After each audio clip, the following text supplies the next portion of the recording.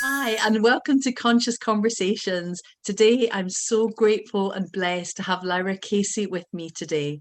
Hi, Lyra. Hi Maddie, how you doing? I'm great. How are you? You're good, thank you. It's Good. lovely to see you. Oh, it's always so wonderful to see you. Every time someone asks me how I am, I actually prefer to say, I've never had it so good. This is the best day of my life. So Oh, I just thought I amazing. would say that to you instead. Yeah, sounds fab. And I am going to start with an angel prayer.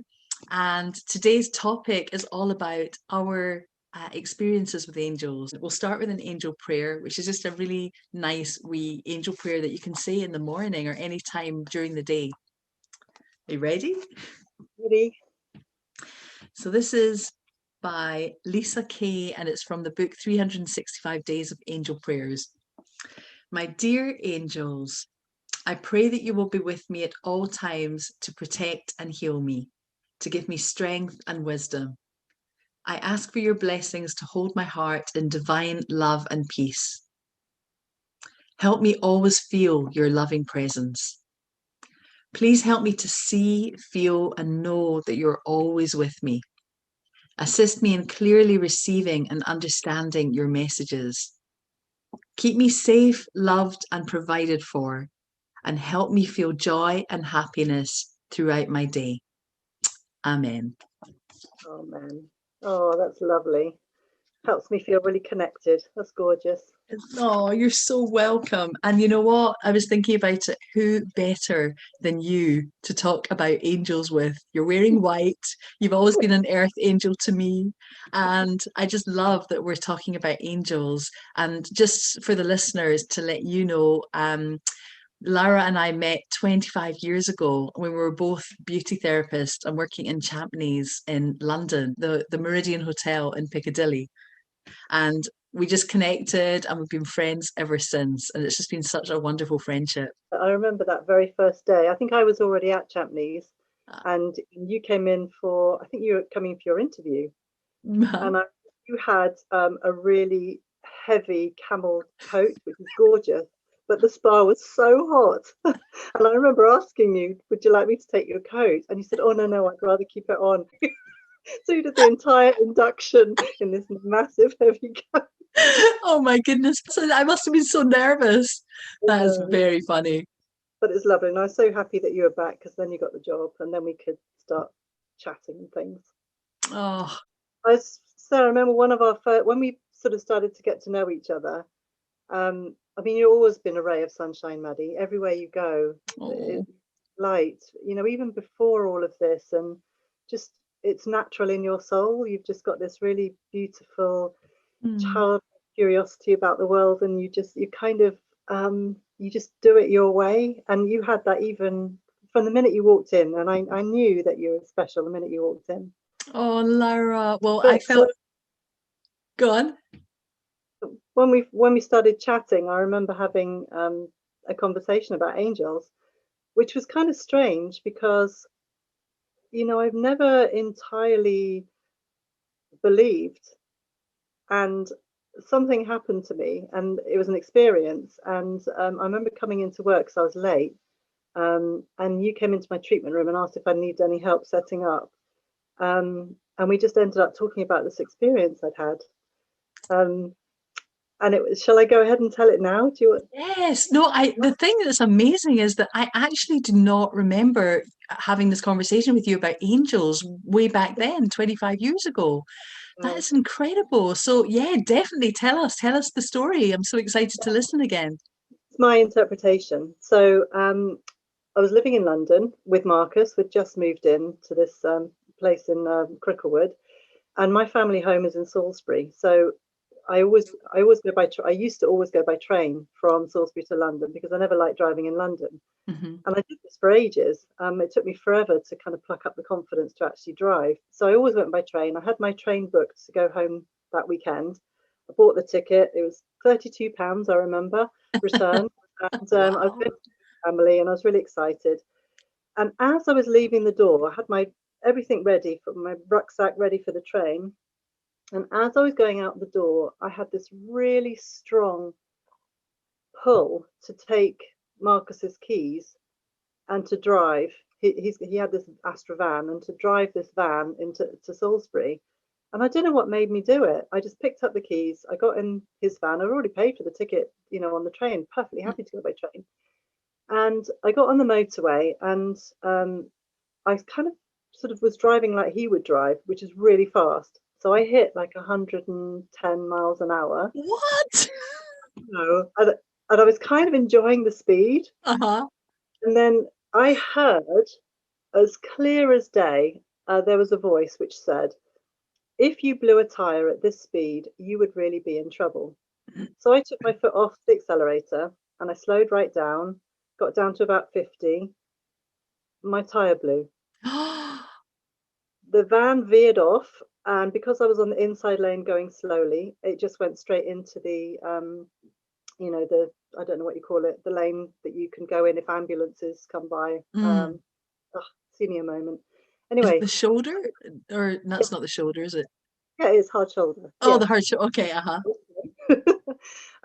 Yeah, and so my tire blew, and I sat there on the side of the road thinking, oh my goodness, I was just told that that was going to happen. Mm-hmm.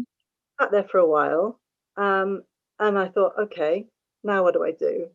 So I kind of pulled right over, and then this really lovely lorry driver pulled over, and he changed my tire for me, and I went on my way.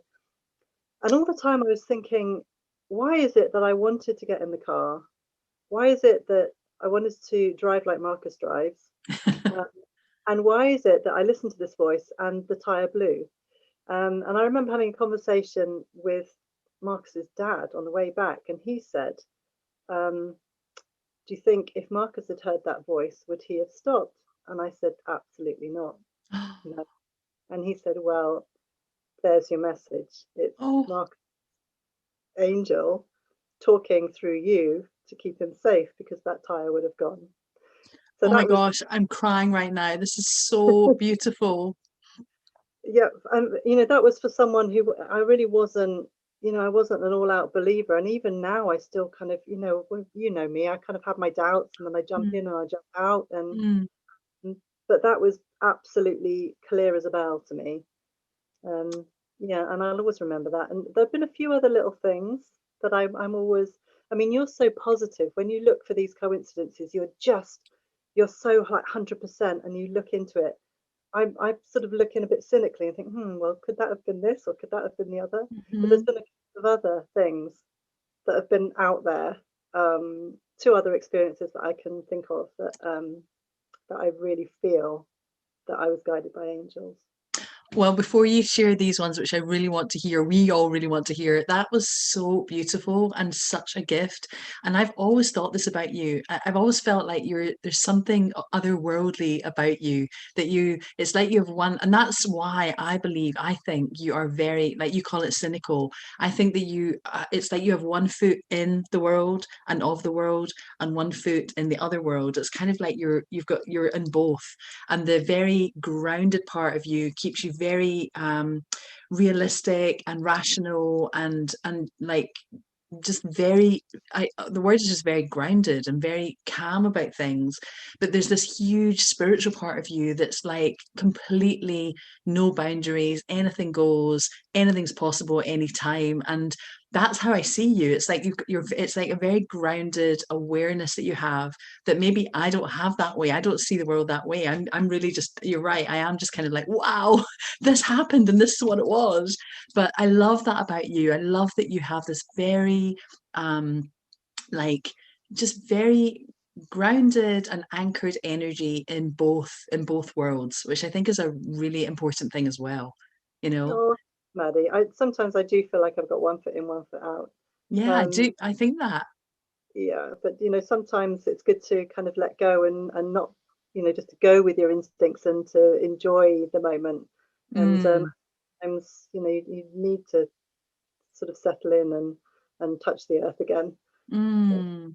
Well, I mm, think I've read about this actually, and how important it is that you do have, like, I learn with Krishna Das a lot, and he talks a lot about that, how it is really important to be aware of and grounded in both, like to really be able to. I think he was talking about his guru in India, and he was talking about how it's really important to be of this world, and all the practice that we do, it's not like we can just be a monk in a cave and disappear and not deal with reality and not be able to actually connect with what's going on in the world right now. And that is really, really important. So it's very, he talks about his spirituality as being very real and really dealing with what it's like to be human, which is not easy, and how you can always tap into and connect with that otherworldly energy so that you can bring that light, or you can connect with that light because it's already inside of us. But it's how do we really navigate our way through life being human with all the emotions and all the circumstances and all the difficulties,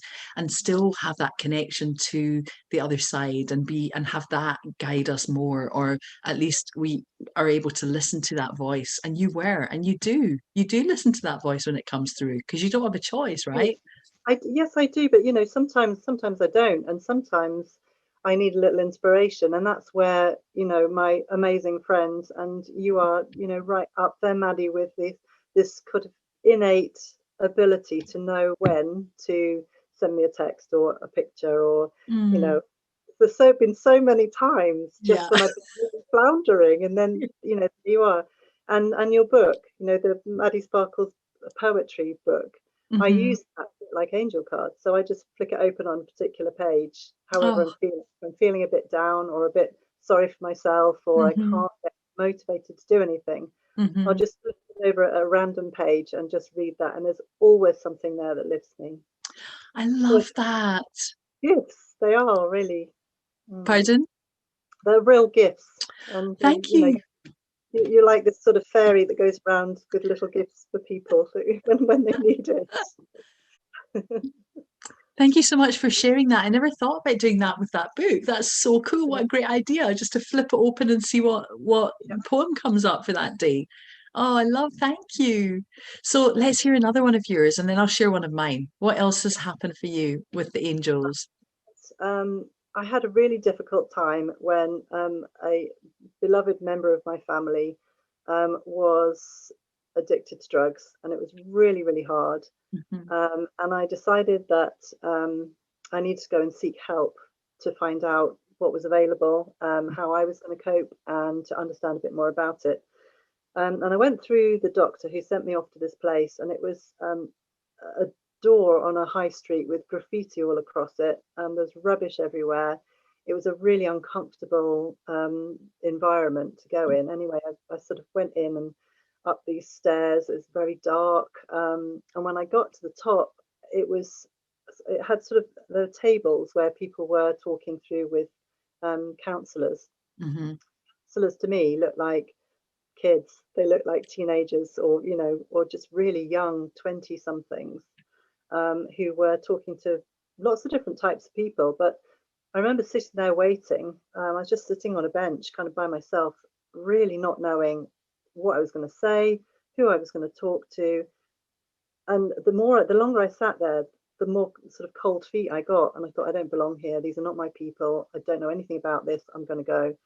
Um, I went down to pick up my bag, and next thing, this woman comes and sits next to me, and she turns to look at me, and she had those, the kind of eyes that are a little bit mischievous, and um, but also like nurturing, but a little bit naughty as well. Um, Mm. to me, she said, "I bet you feel like just upping and running right now." And I said, "Yeah, I do. I don't know what to expect or anything." And she said, just sit tight and breathe. This is the first step of many, and you're going to be absolutely fine." And because I had my bag on my lap, I then thought, okay, I will. And I thought, I really want to talk to this woman. She's got this lovely face. I really want to talk to her. So I put my bag down again. When I looked round, she'd disappeared. She wasn't there, vanished. And I was What? thinking, but I didn't see her go. I mean, yes, I was turned away. And so my rational side was saying, yes, she upped and went out of the room. You know, I didn't hear her or sort of anything. She just wasn't there anymore, and I was so disappointed because I really wanted to chat.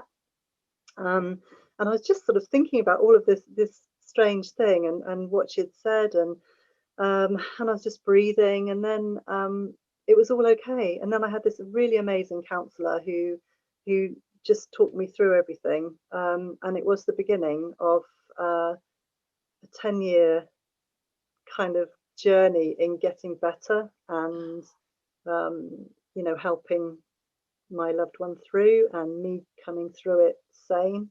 Oh, But I could have not, you know, I was on the brink of mhm. not doing that. And I really believe that that woman was an angel. Like without a doubt.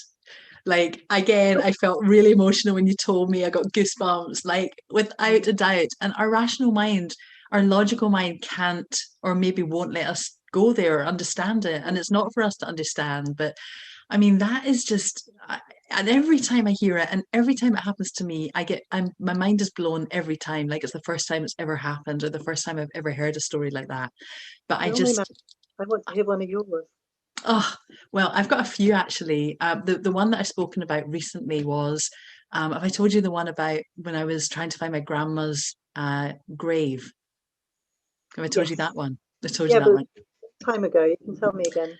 Well, I was looking, the graveyard that she's in, the cemetery is a really, really big cemetery in Glasgow on a hill, and it's always really windy and cold every time I went there, which wasn't that often.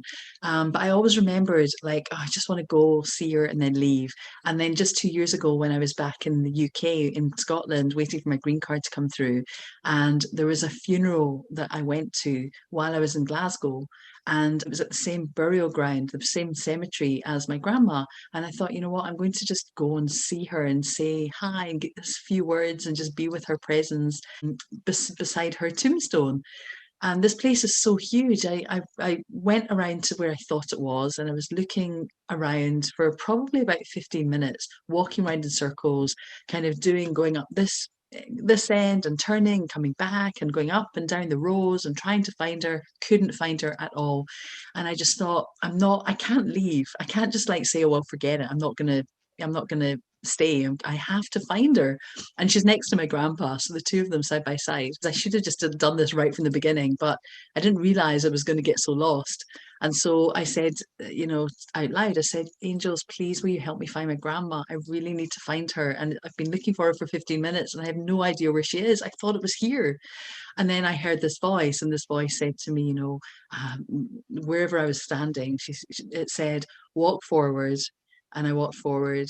And then it said, turn right. And I was kind of like, no, I want to turn left. And I thought, no, Madeline, don't listen to your voice, listen to this voice. So it said, turn left. And I turned left and then walk forward again. And then I think turn left again or turn right. There was a specific directions, and each time I heard them, my ego was saying, no, it's not this way, even though I was lost. And so I followed it, surrendered to what I was hearing, and then said, walk 4 steps forward. I walked 4 steps forward, stand still, look down. And I looked down, I was standing right by her grave. And I was like, Wow. thank you so That's much. amazing. It was so specific. It was absolutely amazing. What was the voice like? I feel like it sometimes sounds like my voice.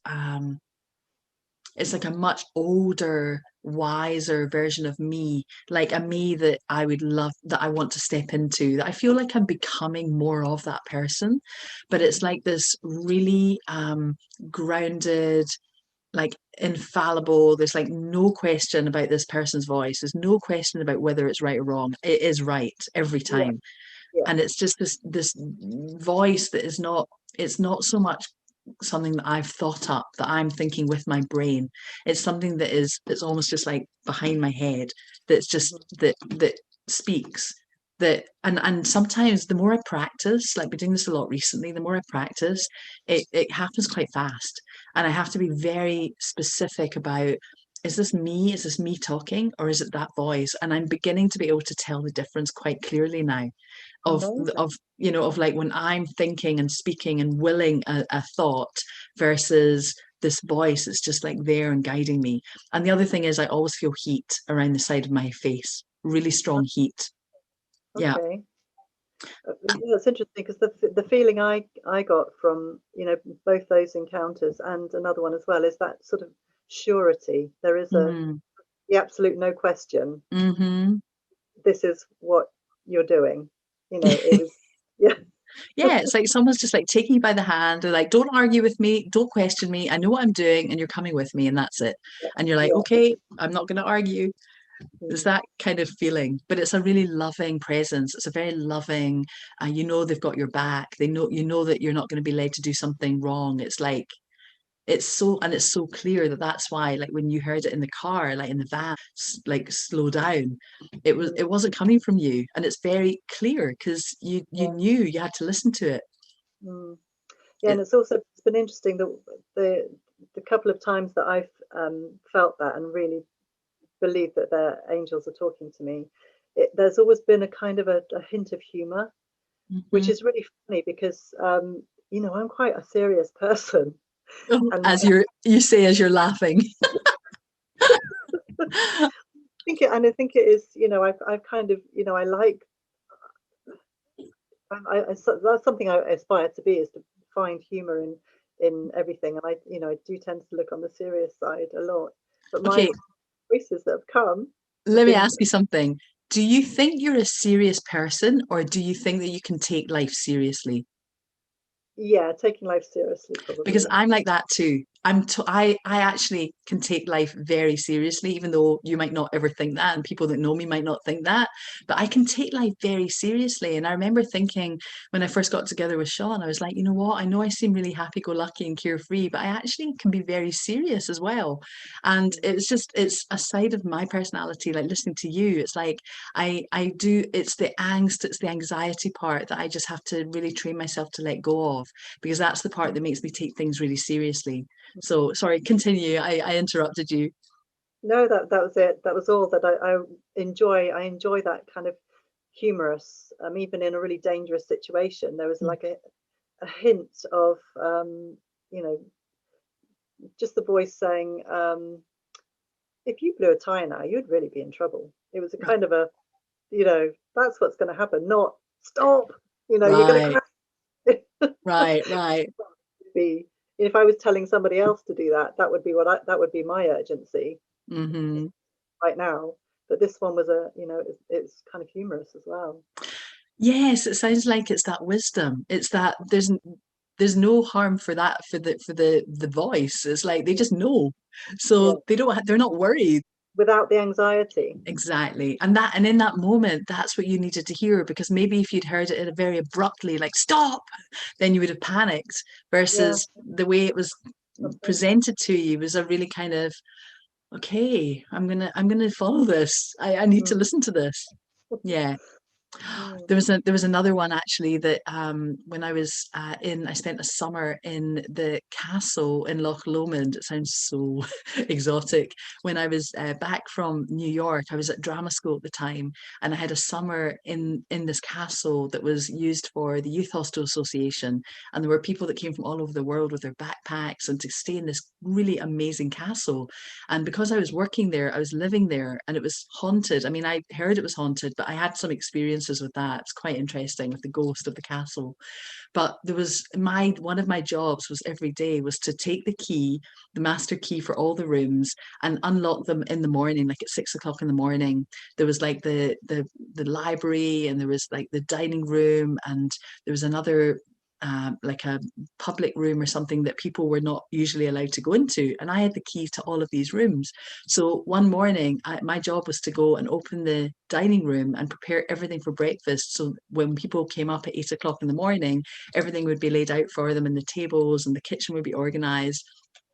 So I got up, and at 6 o'clock in the morning, I went to the dining room, and I unlocked the door, unlocked it, 6 in the morning, and I walked past, and there's this woman sitting in white by the window, by there were three beautiful big bay windows. And I just looked over at her and I was like, morning. And then I walked straight past into the kitchen, and I got into the kitchen and I stopped in my tracks, and I was like, oh my gosh, like who was that? like, what, who was that and how did she get in here? That's really weird. And she was very clear. And so I completely kind of, I freaked out a little bit, and I turned and I walked back into the dining room to go and find out how she got here and what she was doing. And she was gone. She wasn't there.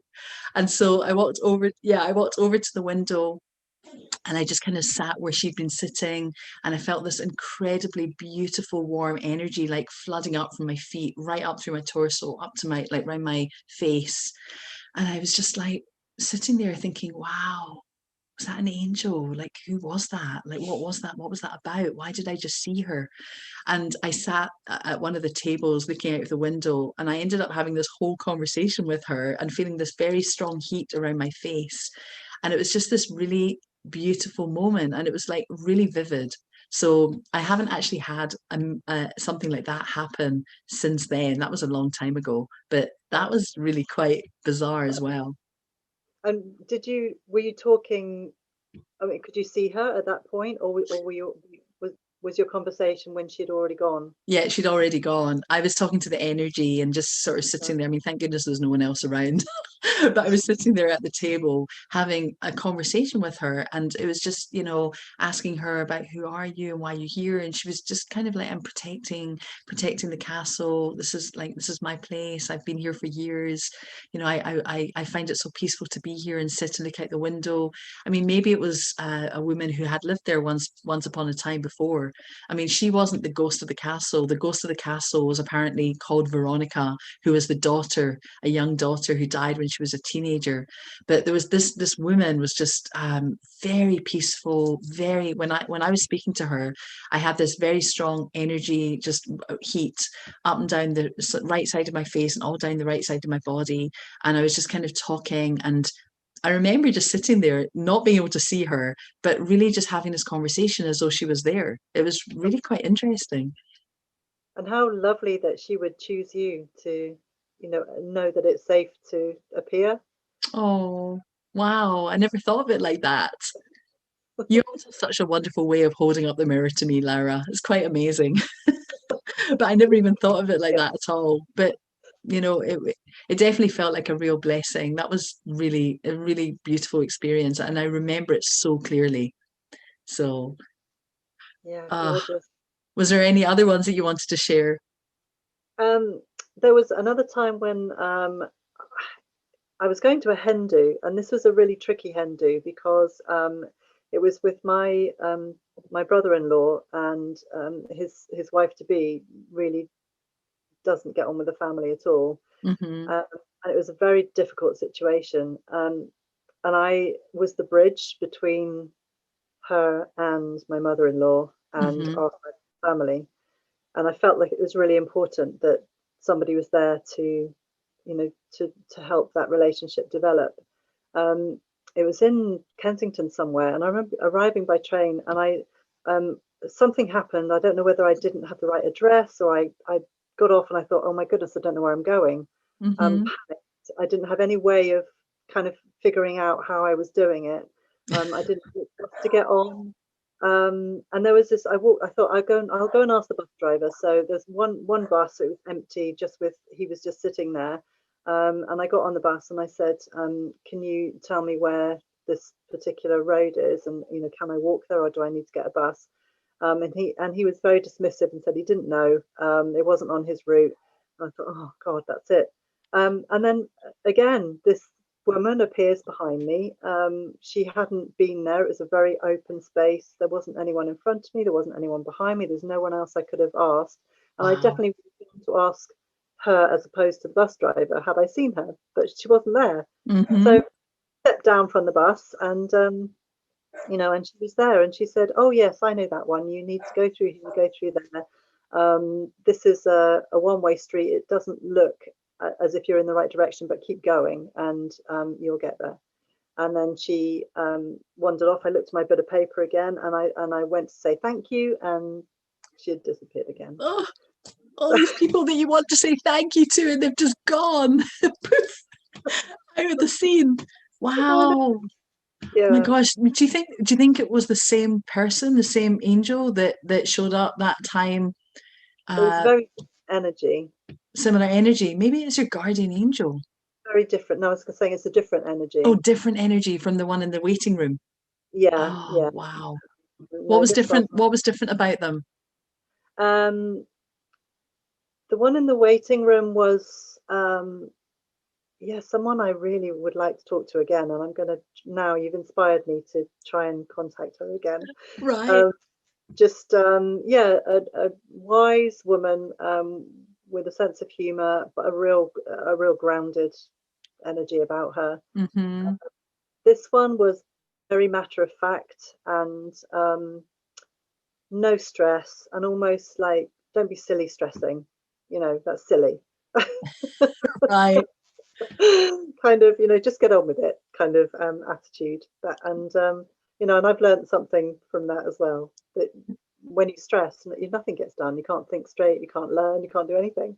Oh, So yeah, that's the life, wow.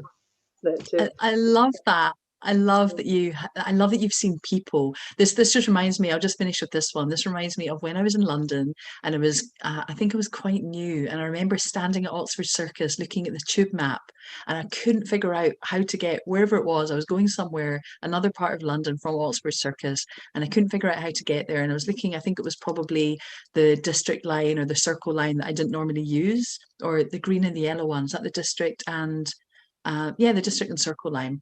And I was completely like staring at it. I must have been looking at it for ages and like really looking up close. And this guy with dreadlocks was on a bike and he'd just like come down the stairs on his bike, probably. And he was just wandering behind me and he said, Are you okay? Are you lost? And I said, No, I think I'm fine. I think I'm okay. I'm just going to continue looking to where I'm going. I didn't say, Yes, please help me. And I think he might have said, Well, where is it you're actually going to? And I said, and I can't remember right now where it was, but I said, "Oh, I think it's here." And he said, "Okay, you sure you're okay?" And I said, "Yeah, I'm absolutely fine. I'll figure it out. Thank you so much." And he said, "Okay, no problem." And then off he went. And I went down into the tube. He probably went off on his bike up the stairs, back out of the tube station. And I got up. I exited the tube station at the other end, wherever that was that I was going.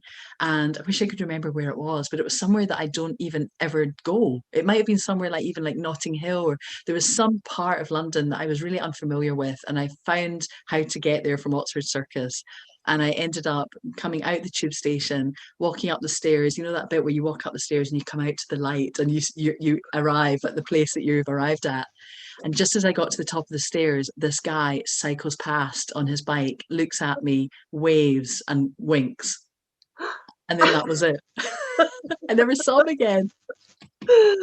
oh, that's cute. It's a little crazy. So I No, don't but know. mission, like you there, follow your instincts, you're on the right road. Yes. Or it's like you didn't need my help, you found it anyway. But what are the chances of me going? It's like a magic trick. Just get on Yeah. the tube, pick a random stop, and then he happens to be cycling past at that moment. I mean, you can't, it's just not even logical. So Yeah, no, very uh interesting. anyway, I think we've actually run out of time. But before I go, we're going to choose an angel card for Cool. us and just see which one comes up right now. Oh, I've loved this conversation. Yeah, it's lovely to talk to you. Okay, what do you want us to hear right now, angels? It's the angel of harmony. Yeah. Harmony. I love this one. And she's dancing like barefoot. She's dipping her toe in the water. She's in the forest at night playing her fiddle. And she's just, her head's down and she's totally just like dancing in harmony in the moonlight, Oh, just I by love it. herself. I love it. Oh, I love that. It's like as long as we connect with our own, our true heart's true desire and follow the beat of our own drum and really listen to our intuition and not always necessarily be around so many people all the time, just really listen to ourselves and be around nature. That's what I'm getting from this card. Then we Yeah. will feel harmony and bring harmony to our environment. Yeah, and I think that's joy in being by yourself and enjoying that, that space and freedom of being able to dip your toe or dance or be in the moonlight or whatever it is. Yes, dipping your toe in the water, trying something new, and it's okay to do that because you'll feel joyous when you're doing it. Yeah. I'm not even going to read what it means. I think that's just nice for us to just know what it means for us, to Yeah, ourselves right yeah. now. Gorgeous. Laura, thank you. Maddie. big hug. Yeah. Yeah. Thank you so much for this beautiful, enlightening conversation. And I really look forward to talking to you again soon. All right. See you. Thank you. Bye. Thank Bye. you. Bye.